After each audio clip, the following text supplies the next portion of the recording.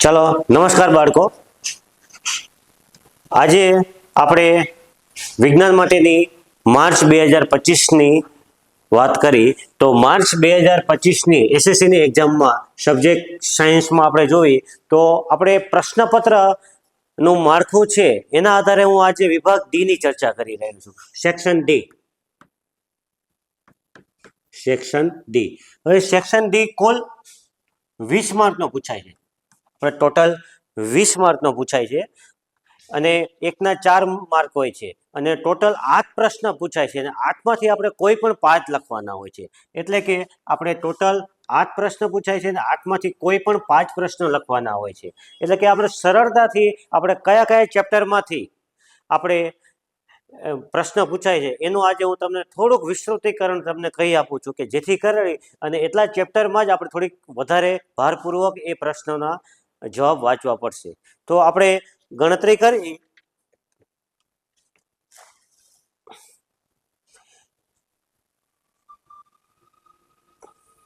કે section D માં પ્રશ્ન 47 થી કરી અને 54 નંબર સુધીના પ્રશ્ન વિભાગ ડી માં પૂછાય છે. 47, 48, 49, 50, 51, 52, 53 અને 54 આ ટોટલ 8 પ્રશ્ન થઈ ગયા. અને 8 પ્રશ્ન રહ્યા એ સેક્શન ડી માં કયા કયા ચેપ્ટરમાંથી પૂછાય છે તો એનો આપણે અભ્યાસ કરીએ. આપણે તો ચેપ્ટર નંબર 2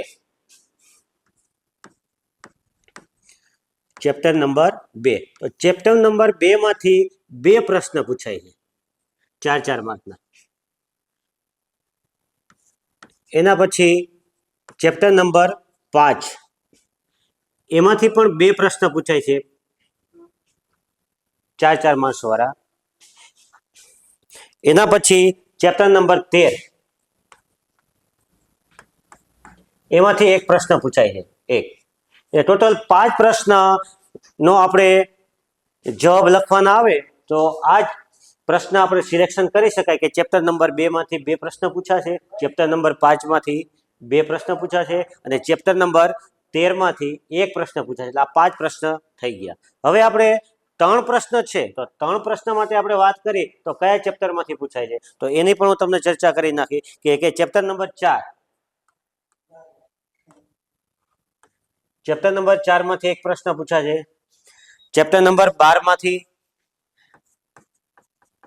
ચેપ્ટર નંબર 10 માંથી 1 પ્રશ્ન અને ચેપ્ટર નંબર 12 માંથી 1 પ્રશ્ન પૂછાય છે. એટલે કે ટોટલ 8 પ્રશ્ન થઈ ગયા અને 8માંથી કોઈ પણ 5 લખવાના હોય છે. એટલે કે આપણે સરળતા ખાતર કે આપણને ઈઝી પડે તો ચેપ્ટર નંબર 2 માંથી 2 પ્રશ્ન આપણે લખી શકાય, ચેપ્ટર નંબર 5 માંથી 2 પ્રશ્ન લખી શકાય અને ચેપ્ટર નંબર 13 એ પણ ઈઝી છે, એમાંથી 1 પ્રશ્ન લખી શકાય. ટોટલ આ 5 પ્રશ્ન ઉપર આપણે વધારે ભાર મૂકી શકાય અને આપણે 8માંથી 5 સરળતાથી આપણે લખી શકીએ છીએ. અને આ 3 પ્રશ્ન ઓપ્શનમાં પણ નીકળી શકે છે.